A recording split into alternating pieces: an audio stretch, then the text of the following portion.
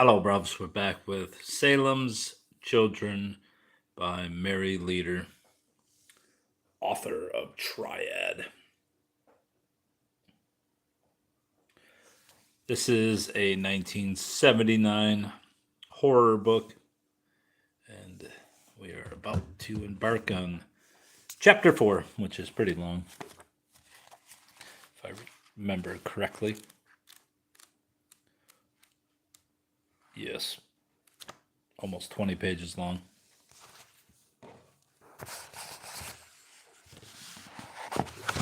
And I am trying not to break the spine on this son of a bitch. So let's see what we can do here. Here we go. Chapter 4. With the help of Dana and Allison, I was able to get things into fair shape before the invasion began. Unpacked boxes were either shoved into the back hall or stashed in unoccupied bedrooms. One of the first things I did was to strip the heavy plush velvet drapes from the huge picture windows to bring the lush panorama of the countryside indoors. Rowan came in carrying a large dress box, her eyes shining. Charity had taken her to the patch and bought her a long denim skirt with fringed hem and a gauze blouse, which she insisted on wearing to the party. In spite of the 90-degree weather, I shuddered when my daughter said, "It's a really neat store. Iris says she knows you. She read my palm this afternoon." "Oh?" I tried to keep my voice calm, and what did she say? She said, "I'm going to be a movie star and marry a rich man, but that a woman with dark brown hair is my enemy."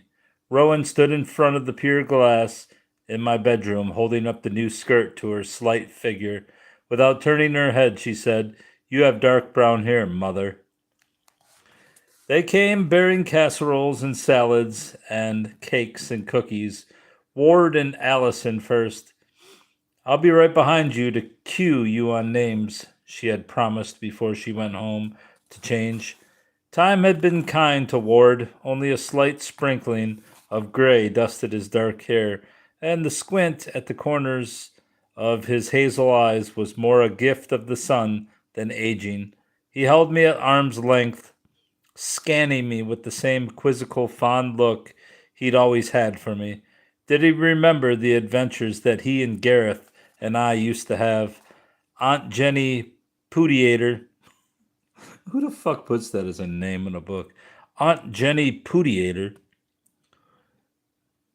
arrived next with her daughters Gladys and her sister Mariel, and Mariel's husband, Caleb Toothaker. Toothaker. Yeah, I bet it is. "Mitty, child, it's a treat to see you." "My, how you've grown," Aunt Jenny squeezed my hands between her two plump ones. Everyone kissed me warmly, except Caleb, who stood glumly to one side, long, gaunt hands thrust into his pockets. Mariel had once been almost a beauty, but now her hair hung in yellow strings, and her skin was drawn into fine pleats around her mouth and chin. Life with Caleb couldn't have been easy. He was a ruthless man who, with his half brother Tyler Bishop, the bank president, was known for making very sharp deals. Damon Carrier's greeting was to reach for my lips. His wife's lips narrowed, and I offered him my cheek instead. "We don't often see such beauty in Peacehaven," he said, scanning my golden crepe pants and low-cut top. "But you always were a heartbreaker." I pushed him away. "You never had eyes for anyone but your wife, Damon." She shot me a grateful look, then turned to greet Rowan, who was pirouetting in front of her. "See, I wore them, Aunt Charity. They're cool." My cousin's face flushed with pleasure as Rowan wound her arm. "All right, cool. I don't know who you are, but Aye. My cousin's face flushed with pleasure as Rowan wrapped her arm. See, I wore them. My cousin's face flushed with pleasure as Rowan wound her arm around her waist.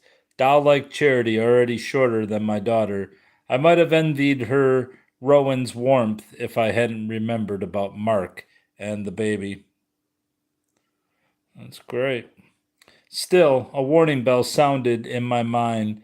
There may be enemies among your guests tonight, Dana had told me before the party. Well, you probably won't like this story then because it's about witches. And here are Elspeth and Melvin Osborne, Allison broke in. You remember them. She was Elspeth Bishop. I did, just barely. The town's mortician, he now looked like one of his own customers.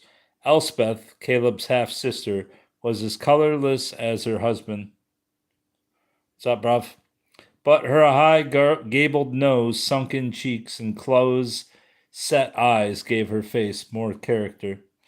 It's a pleasure to see you two again, I murmured. You must come over soon, Elspeth gushed. I want Junior and Sissy to get acquainted with Rowan. Junior, the torturer. Excuse me, I said as the doorbell rang again. Ward returned with the tall, blond, studious-looking man who had to stoop slightly as he entered. Mitty, I want you to meet Gregory Town, editor of our newspaper. His fingers gripping my hand were long and well-shaped. Brown eyes smiled through heavy-rimmed glasses, sending the blood pounding in my ears. I had never seen this man before, but there was something about him. I pushed the thought away, hardly aware my hand had lingered in his. For the first time since Owen's death, I was seeing a man as a man. Yet no two could have been more dissimilar. There was a slight movement at the other end of the room. Rowan was staring at our joined hands. I quickly withdrew mine. Owner of the paper now as well, Damon broke in. That's one thing Aunt Bo didn't leave you, Mitty. I'm sure Aunt Bo knew the better thing to do with the Puritan, I said quickly, trying to cover the newcomer's embarrassment. Your aunt was very generous, he said. I want to do a series of features about her, how she campaigned for suffrage, helped unwed mothers, worked among the mentally retarded. I hope you'll be willing to help me, Mitty. I'll be glad to. Now don't get Mitty involved in any crusades, Charity cautioned sharply. Aunt Bo caused enough trouble, almost got herself arrested more than once. I felt a twinge of annoyance at her disloyalty. Suffrage, Caleb sniffed. We can thank meddling women like Bo Severance for laying the foundation for this goddamn women's lib. We have been wondering, Mitty, Damon said, helping himself to a handful of nuts. You were always so fond of Aunt Bo. You're not going to go around stirring things up, are you? Don't worry, Damon. There was a dangerous quiver in my voice. I'm not for women's lib. I'm for man's enslavement. Ward and Allison's laughter died as the others sat there uncomfortably. Gregory Town came to my rescue. In that case, we men are doomed. I, for one, surrender. Smooth, I thought, wondering how a man of his caliber could make an adequate living out of so small a newspaper as the Peacehaven Puritan. Ward answered my unspoken question. Greg has a fellowship from Harvard for a study of the descendants of Salem victims. He happens to be descended from one himself, and, with the old familiar teasing smile, since we are just about the most concentrated and isolated group of witch progeny in existence, he chose us as a test case. Greg frowned. I liked your term victim better, he said. The real witches were their accusers. How intense he was. You honestly think they were practicing witchcraft? I asked in amazement. Settling onto the sofa.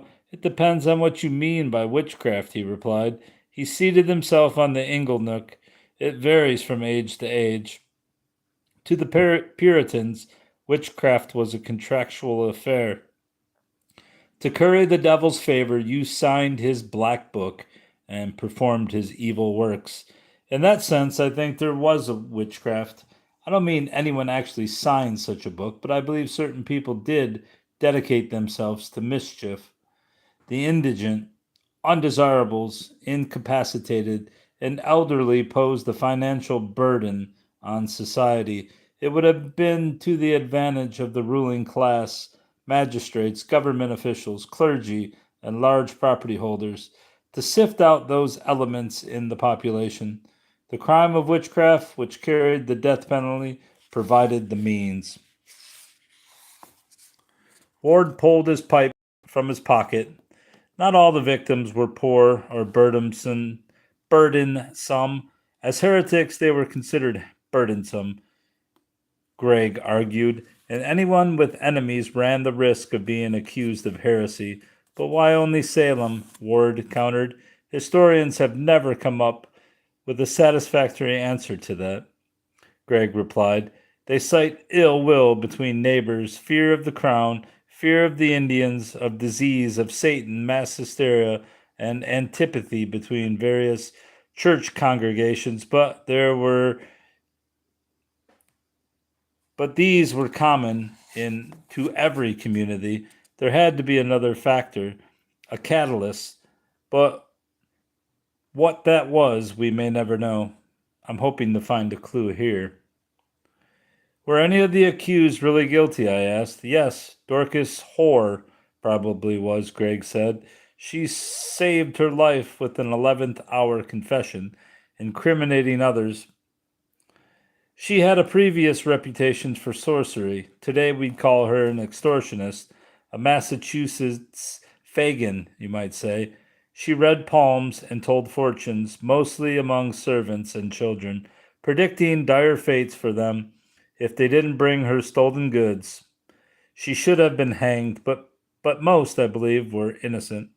Oh, come on, Gregg. This from Allison, who entered with a steaming percolator, followed by Dana trundling a tea cart.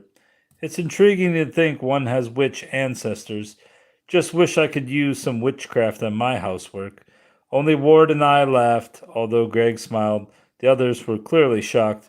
Really, Allison, her sister-in-law scolded. How can you be so flippant? If you'd felt the evil eye like I... Careful, Shar, Damon warned. Like they said they did, she corrected herself. Damn it, Allison, you've got me arguing on the wrong side. Her hand shook as she brought the lighter to her cigarette.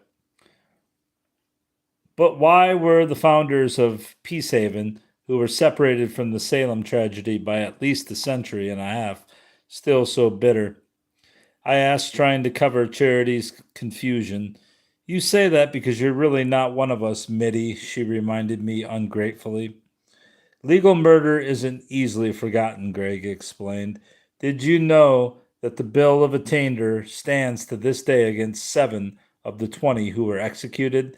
The Massachusetts legislature passed a resolution in 1957 condemning the legal proceedings at the trials, but that did nothing to reverse the convictions. But why harbor old resentments? I persisted. You can't unhang those unfortunates.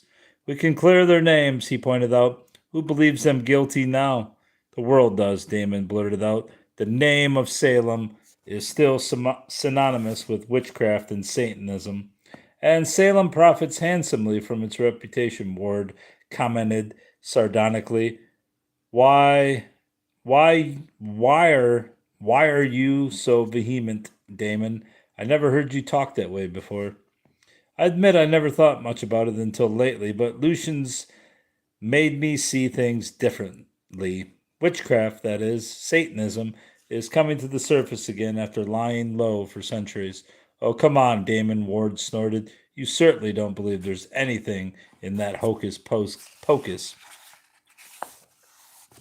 His brother-in-law forked his food impatiently. The thing that concerns me is that criminals can operate in the guise of witches or Satanists, and we may have had a taste of that right here in Peacehaven. Behind me, Muriel gasped. Let me shift this thing out of the way.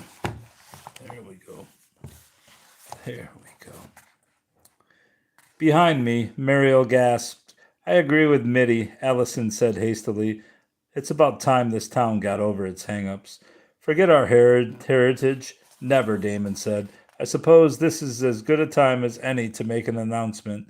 Lucian has suggested we put on a pageant about Salem. Greg's writing the script. We'll all wear period costumes like they do in Williamsburg, and those of us in the pageant will rehearse until we're so professional people until we're so professional, people will come from all over to see it. It'll be Peace Haven's passion play. The young girls will have the best parts, Charity volunteered. If Rowan's like her father, she'll play the lead among the girls. Oh, that would be great, Rowan embraced her. I observed them wistfully and turned away, accidentally knocking the spoon off my plate. Greg and I bent over simultaneously, our hands closing over it. I straightened to see Rowan looking at me strangely. Just a minute, Aunt Charity, she blurted out. I've got something upstairs I want to bring down for you to hear. Greg brought us back to the pageant. I hear you were a commercial artist in New York, Mitty. Would you do the scenery? How could I resist those clear brown eyes? I'd love to. It would take study, of course. Oh, I'll help you. His tone was intimate now, as though we were the only ones in the room. I'll drop off material for you and we can go over it together. That would be fun. I checked myself as the strains of frenzy intruded. Rowan came in carrying her tape recorder, a strange smile on her face as Owen's voice filled the room, bringing back unendurable memories of our violent arguments over his last role, the one that drove him to his cocaine addiction, and that one awful night. Rowan, dear, I said between clenched teeth, please turn that off. This is not the proper time. She turned up the volume. Turn it off. I was on my feet now. She switched off the cassette. That was my daddy, she said. Mother doesn't like me to play it. She wants to forget him, but I won't, and I don't want anyone else to. My daddy was a superstar. Rowan, I cried out, swaying slightly. Greg's hand at my elbow steadied me. You're very young, my dear, Allison told her gently. Some day you will understand that after a great loss, certain songs make us very sad. But it's natural for Rowan to be proud of her father, Charity defended her. Sweetheart, I began, trying to recover my composure. You're obviously very tired, and tired little girls must go to bed. Rowan's eyes glittered defiantly as Owen's voice blared forth again. I held out my hand. Let me have the cassette, dear. She held her ground. Let me have it. Eye to eye, I mustn't yield, mustn't waver or blink. How long could she keep this up? I swallowed hard, to hold back the tears. Then she broke and ran out of the room. I crumbled inside. I'm sorry, I apologized, switching off the recorder. Somebody say something. I pleaded silently, don't just sit around and think. Gladys came to my rescue. Where's Lucian? She asked in the little girl's voice, so out of keeping with her massive body. Oh, then you've met him, she exclaimed when I told her he'd be late. We're so fortunate to have a man of his caliber in Peacehaven. He's brought us salvation. He's made remarkable changes, like his stones into bread drive for the missions. He heaps up a pile of stones in front of the church. One stone is removed for each offering until the pile is gone.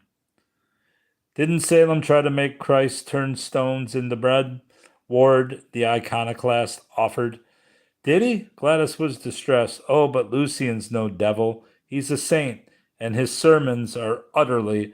What's the matter, Muriel? She was holding her head and moaning. It's another of her spells coming on, looks like, Caleb said disgustedly. I guess we'd better get going. Come on, Mur. He jerked her to her feet. Oh no, Gladys pouted. We've hardly gotten here. And Lucian hadn't. Please, her sister begged between white lips. Do you mind, Glad? Besides, Mother shouldn't stay out late. Oh, fiddlesticks, Muriel, Aunt Jenny huffed. It's not nearly my bedtime. Where's Dana? I want to talk to her. She's busy in the kitchen, Allison said. I'll get her. No, never mind, Caleb checked her. We really must leave. I know what happens when Muriel gets one of these attacks. Muriel's never been the same since her little girl was killed, Charity said, as we heard the Toothacre's car grind down the hill. Let's not go into that. That was 6 months ago, her husband cut her off, as forks were suspended in midair. Greg, over on the inglenook, turned his eyes away. Something was wrong. Really, I said, you might as well tell me. I'll find out soon enough in this town. They looked from one to another, hesitant to begin. Greg spoke finally. Susie Toothaker was found in a farmer's field not far from here, murdered. She was only 7. The shadows on the cathedral ceiling, informed by the beams arching overhead, pressed in on us.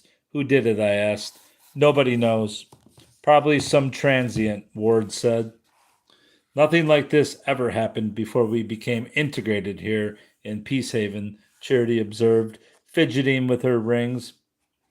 Ward turned to her in annoyance. Will you knock it off?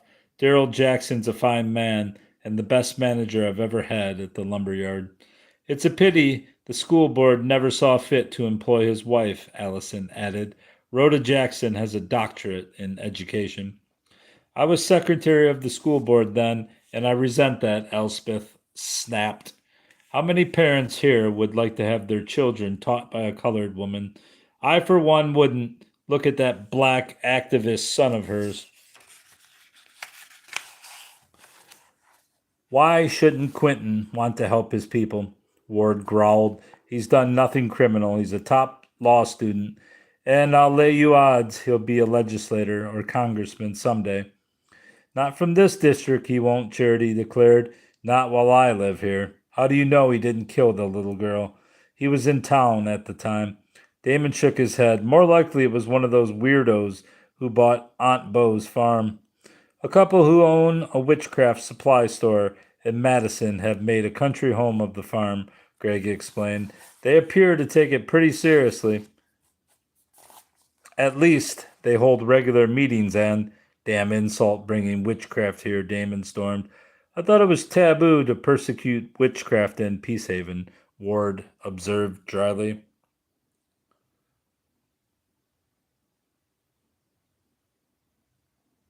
What the hell are you saying? Used farm equipment. Not at all, Damon retorted. It's only forbidden to accuse falsely. If we harbor characters like that, we're liable to have Salem all over again.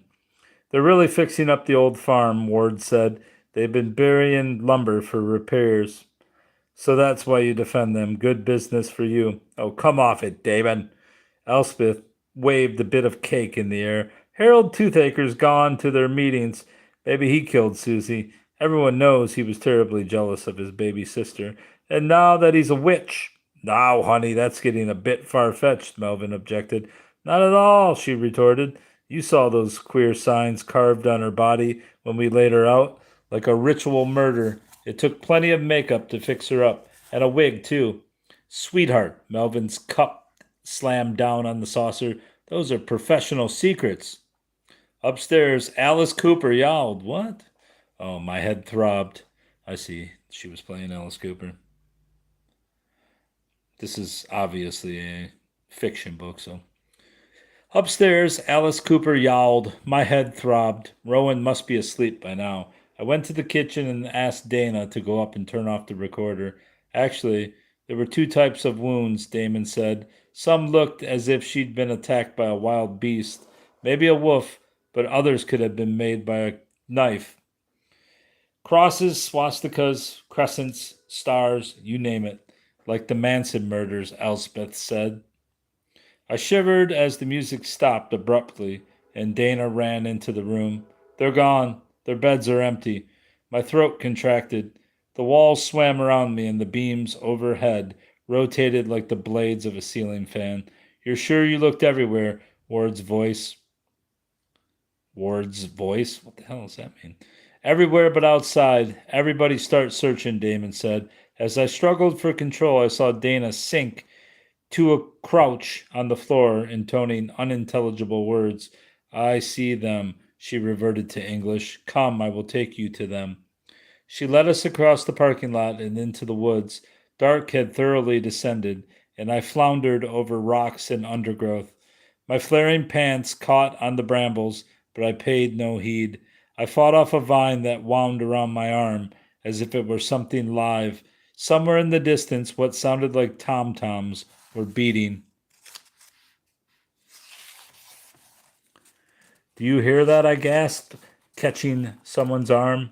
Greg's hand closed over mine. Probably those witches, I heard Damon mutter. It's Midsummer Eve. Charity's weary voice fluttered through the dark. They're having a Sabbath, maybe a sacrifice. Shut up, Damon snapped.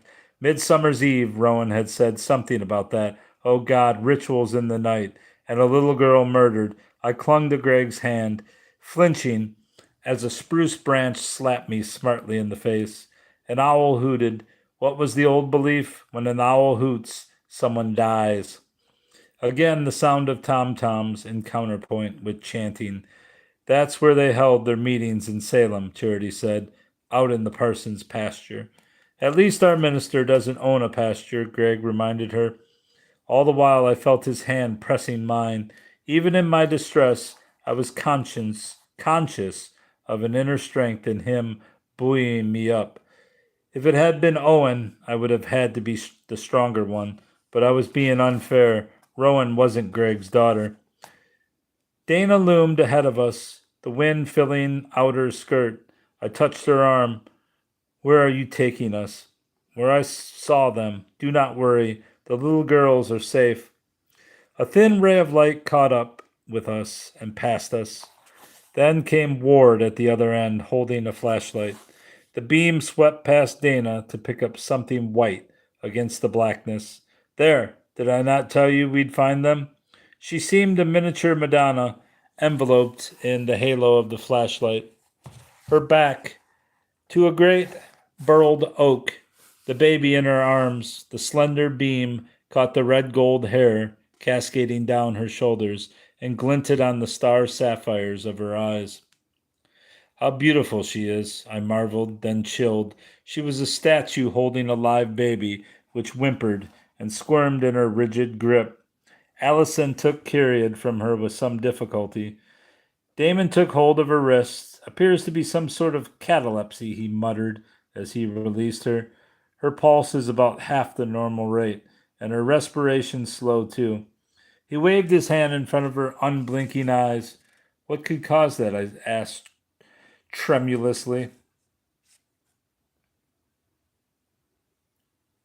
A number of things, hysteria for one, or schizophrenia, I supplied mentally. Grateful he hadn't added that for the others to hear, or demonic possession, Charity said. Now, whatever made you say a thing like that, Damon said impatiently, as he lifted Rowan's lids and peered into her pupils with Ward's flashlight. You read too many novels, Ward reproved his sister. She's overtired, poor child, Allison said. Maybe she overheard us talking about Susie and... The bushes rustled and a dark figure stepped into the narrow beam of the flash. Lucian! I found her that way, he told us. As I was parking my car on your drive, Mitty, I saw her disappearing into the woods. I went after her, but it was hard to follow in the dark, and when I got here, there wasn't a thing I could do. Were they alone? Did you see someone else? Ward asked. No, no one.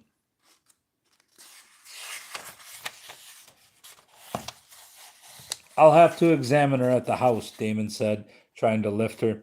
Suddenly, the statue came to life and struck out at him furiously, kicking and screaming and tearing at his face until he let go. Immediately, she began to prance around in a circle, chucking her tongue as though riding a horse. Get along with ye, Robin, or I'll fetch a clout to thy head, I will.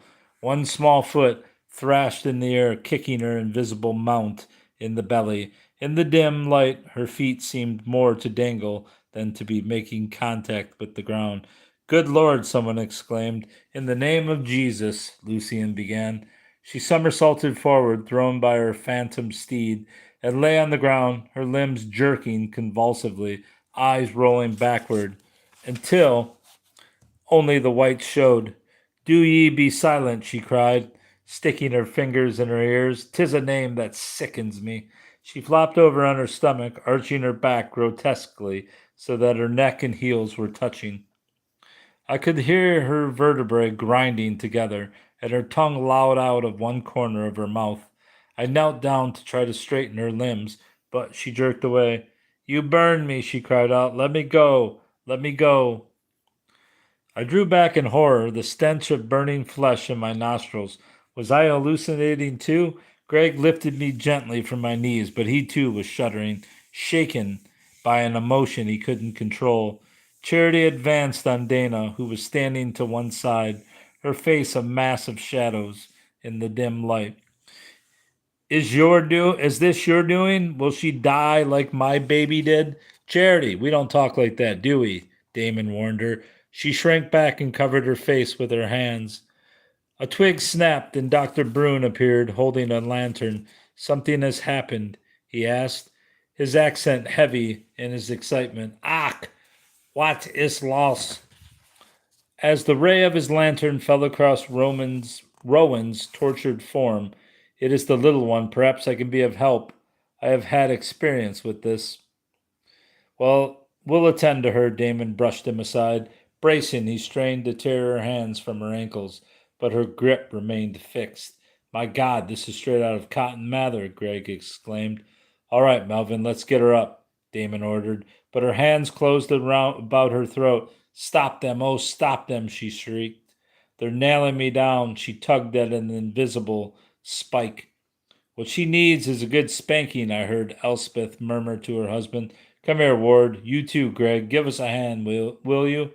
The doctor grunted as he and Melvin and Lucian struggled to lift the child. The five of them interlocked their arms beneath her and heaved, but Rowan remained welded to the soil. She was screaming, and I with her. Allison gripped my hand. The men drew back, wiping the sweat from their foreheads. There must be an explanation. This from Ward, the realist. Damon shook his head. Damnedest thing I ever saw. This time Dr. Brune didn't ask. He waved them back imperiously as he crouched beside Rowan and murmured softly. Her face contorted and her body writhed helplessly, still held by the invisible spike. One hand clawed at his face. Suddenly her own contorted, and a voice cried out in anguish, No, no, don't use that name. Don't. Agony turned to cunning. Why call on him when we are here to serve you? How can I call on you if I don't know your name? The doctor asked slyly. We are not one, we are seven. A deep, coarse chuckle issued from her throat. Did you think we'd tell you, let you gain power over us? The veins stood out in Dr. Brune's temples, and every muscle was quivering. I'll not play guessing games with you, he replied. I know you, old adversary, and for all yourselves you are but one. I adjure you in the name of God, the Father, Son, and Holy Spirit. Talons raked his face, leaving long red stripes against the pale skin. He reeled momentarily, but his hands remained poised above Rowan's body, which thrashed from one side to the other, shuddering as unseen blows rained on her. There was sudden silence. She lay as though dead, then slowly sat up, twisting her head around until I could hear her vertebrae grind. Dana, came a mocking voice. Why do you hide there in the shadows? You have served us in the past. Did you think you could escape us now? Dana's face was chiseled, adamantine, but I saw her waver slightly, and her hand gripped her skirt. Come, we can use you. It's the saints who serve us best. Be quiet, the rocks reverberated with Dr. Brune's voice. I command you in the name of the Father and the Son and the Holy Spirit, be gone from this child. Snarls and hisses, and then macabre laughter floated off into the night. Rowan's head jerked back, and her mouth opened wide, taking in great gulps of air. Rowan, Dr. Brune said gently, listen to me, child. You, Rowan, have the power to cast out evil from yourself if you so will. If you do not, it will return again and again. I know. I have dealt with this before. She gagged and her eyes bulged as a ball swelled in her windpipe, crept slowly up the line of her throat and into her mouth.